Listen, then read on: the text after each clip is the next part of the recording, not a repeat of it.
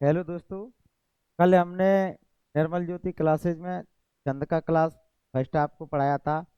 आज छंद का क्लास टू हम आपको समझा रहे हैं। ये बहुत ही आनंददायक आपका टॉपिक होगा। तो आज हम लेते हैं कि कल हमने पढ़ाया था कि छंद किसे कहते हैं और छंद के कितने अंग होते हैं। अंग और छंद की परिभाषा के विषय में बताया। आज आपका टॉपिक है कि छंद कितने प्रकार के होते हैं। छंद दो प्रकार के होते हैं। नंबर एक आपका है मात्रिक छंद। जिन छंदों की गणना मात्राओं के आधार पर की जाती है उन्हें मात्रिक छंद कहते हैं। जैसे चौपाई, सोरठा, दोहा, रोला, उल्लाला, गीत का, हर गीत का भी है, हर गीत का आदि। ये जो है आपके मात्रिक छंद हैं। इसमें आप देख सकते हैं कि ये मात्रिक छंद जो आपके हैं, जिन छंदों की गणना मात्राओं के आधार पर की जाती है उन्हें मात्रिक छंद कहते हैं।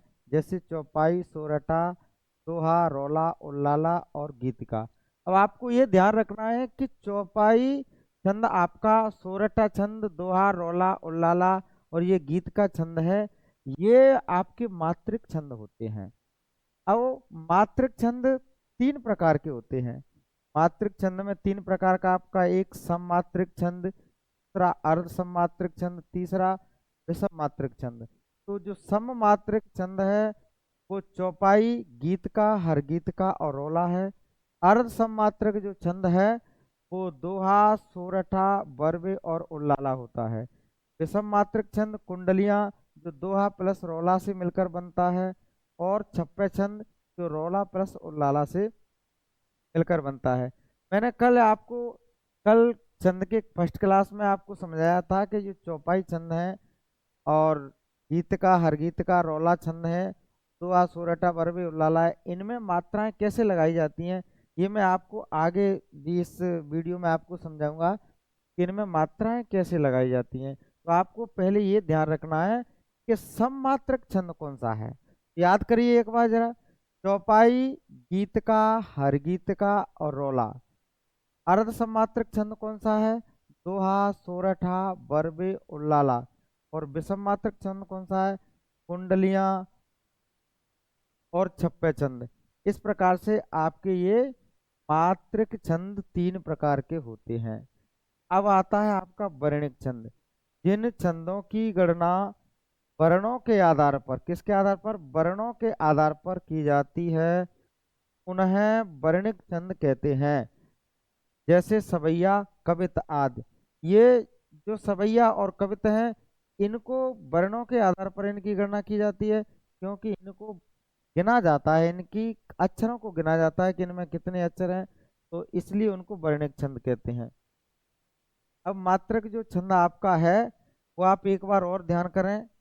सम मात्रक छंद चौपाई, गीत का, हर गीत का और रोला। अर्ध सम मात्रक छंद दोहा, सोरठा, बरबे, उल्लाला।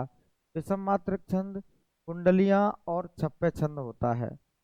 तो आज अब प्रश्न आता है आपका दूसरा कि मात्रिक एवं वर्णिक छंदों में अंतर लिखिए। मात्रिक एवं वर्णिक छंदों में आपका निम्नलिखित अंतर है। तो आप अंतर इसमें करेंगे कि कैसे है इनका अंतर। तो आप नेक्स्ट जाते हैं कि इनमें क्या अंतर है। पहले हमने लिख लिया मात्रिक छंद और वर्णिक छंद। जिन छंदों की गणना मात्राओं के आधार पर की जाती है और जिन छंदों की गणना वर्णों के आधार पर की जाती है। आप इसे ऐसे भी लिख सकते हैं कि जिन छंदों की गणना मात्राओं के आधार पर की जाती है उन्हें मात्रिक छंद कहते हैं। जिन छंदों की गणना वर्णों के आधार पर की जाती है उन्हें वर्णिक छंद कहते हैं। नंबर दो, इन छंदों में वर्णों का कोई संबंध नहीं होता, क्योंकि ये इसमें मात्राएं गिनी जाती हैं, वर्ण नहीं गिने जाते। और इसमें इन छंदों में मात्राओं का कोई संबंध नहीं होता, क्योंकि इसमें क्या है, मात्रा नहीं वर्ण गिने जाते हैं। और इसमें वर्ण का कोई संबंध नहीं है, क्योंकि वर्ण नहीं, इसमें मात्राओं को गिना जाता है। इसलिए आप कह सकते हैं कि इन छंदों की इन छंदों में वर्णों का कोई संबंध नहीं होता है। इन छंदों में मात्राओं का कोई संबंध नहीं होता है। नंबर 3, दोहा, चौपाई, सोरठा आदि मात्रिक छंद हैं।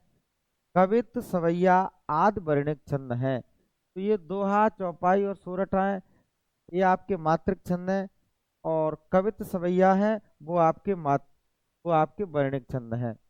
अब प्रश्न आता है आपका कि चौपाई छंद किसे कहते हैं, उदाहरण सहित लिखिए। आंसर में है चौपाई छंद, यह एक सममात्रिक छंद है जिसमें 4 चरण होते हैं। कितने चरण होते हैं ये ध्यान रखना है, 4 चरण होते हैं। इसके प्रत्येक चरण में कितनी 16 मात्राएं होती हैं। अंत में 2 गुरु होते हैं। अंत में क्या होते हैं, 2 गुरु होते हैं। इसको ऐसे भी पूछा जा सकता है प्रश्न को कि चौपाई छंद के लक्षण लिखिए। तो आप लक्षण में बताएंगे तो ये नंबर 1 डाल के लिख सकते हैं कि यह एक सममात्रक छंद है। नंबर 2 लिखेंगे इसमें 4 चरण होते हैं। नंबर 3 लिखेंगे इसके प्रत्येक चरण में 16 मात्राएं होती हैं। नंबर 4 पे लिखेंगे अंत में 2 गुरु होते हैं।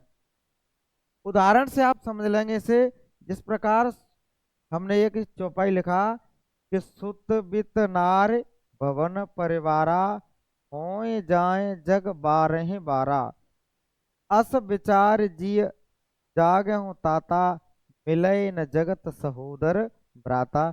ये चौपाई लिखा तो इसमें अब इसमें जो दिया है कि इसमें 16 मात्राएं होती हैं और अंत में 2 गुरु होते हैं। तो ये 2 गुरु क्या है, 2 गुरुओं का मतलब है कि इनके जो अंत है उसमें दोनों गुरु मात्राएं लगेंगी। मैंने आपको कल समझाया था लघु मात्रा और गुरु मात्रा। लघु और गुरु मात्राओं के बारे में मैंने आपको बताया। लघु मात्रा कौन कौन सी होती है, लघु मात्रा आपकी जो है और गुरु मात्रा, लघु मात्रा और गुरु मात्रा। लघु गुरु मात्रा में आपको हमने कल आपको बताया था, लघु मात्रा के कौन सी है, जैसे कि आपकी छोटे आ की मात्रा हो, छोटी ई की हो, छोटे ऊ की हो और ऋषि की मात्रा हो। इस प्रकार से ये लघु मात्रा है। गुरु मात्रा में बड़े आ की मात्रा हो, बड़ी ई की मात्रा हो, बड़े ऊ की मात्रा हो, ए की हो, ऐ की हो, की मात्रा हो, आओ की मात्रा हो, अंक की और अह की। ये मात्रा अगर आती है तो ये गुरु मात्रा माना जाता है। इस प्रकार से आप इसे देखेंगे कि अब हम समझ लेते हैं। सुत बित नारी भवन परिवारा होई जाहि जग बारहि बारा, अस विचार जिय जागहु ताता मिलई न जगत सहोदर भ्राता। ये चौपाई छंद उस समय का है, आपके पाठ्यक्रम से लिया गया है। जब राम लक्ष्मण जी को शक्ति लग जाती है और हनुमान जी बूटी लेने के लिए जाते हैं, जब उन्हें बहुत देर हो जाती है, नहीं आ पाते, तब वह कहते हैं कि हे भैया, सुत माने क्या होता है आपका पुत्र, और बितमीस धन, नारी, भवन और परिवार, होए जाए जग बारंबारा। हे भैया लक्ष्मण, संसार में पुत्र, धन, नारी, भवन और परिवार होए जाए जग बारंबारा, बार बार मिल सकते हैं, लेकिन अस विचार जिय जागो ताता मिलय न जगत सहोदर भ्राता। ताता माने हे भाई, यह विचार करके, यह माने हृदय में यह विचार करके आप जागिए कि जगत में सहोदर भैया कभी नहीं मिलता है। इस प्रकार से उस समय की ये चौपाई है। अब अपन इसको मात्रा लगाकर देखते हैं। इस पे छोटा हुआ तो लघु मात्रा, एक मात्रा, छोटा हुआ तो लघु मात्रा आपकी एक मात्रा हो जाएगी, यानी लघु मात्रा। इसमें भी कोई मात्रा नहीं है तो लघु मात्रा है। इस पे छोटी की है लघु मात्रा, इस पे भी छोटी की है लघु मात्रा, कोई मात्रा नहीं है। ये बड़े आ की मात्रा है तो गुरु मात्रा, इस पर छोटी की है लघु मात्रा, इस पर कोई मात्रा नहीं है तो लघु मात्रा, इस पर भी लघु और इस पर भी लघु मात्रा। इस पे कोई मात्रा नहीं है तो लघु मात्रा, इस पे छोटी की मात्रा है लघु मात्रा, इस पे बड़े आ की मात्रा है तो गुरु मात्रा, इस पे भी बड़े आ की मात्रा है तो गुरु मात्रा।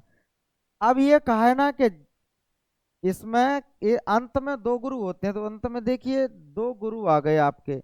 यहाँ पर भी पुनः ताता पे भी लगाते हैं गुरु मात्रा, तो दो गुरु हो जाते हैं। यहाँ पर भी 12, ये बढ़िया की मात्रा गुरु मात्रा, ये भी गुरु मात्रा, इस पे भी गुरु मात्रा और इस पे भी, तो अंत में क्या हो गए आपके दो गुरु हो गए।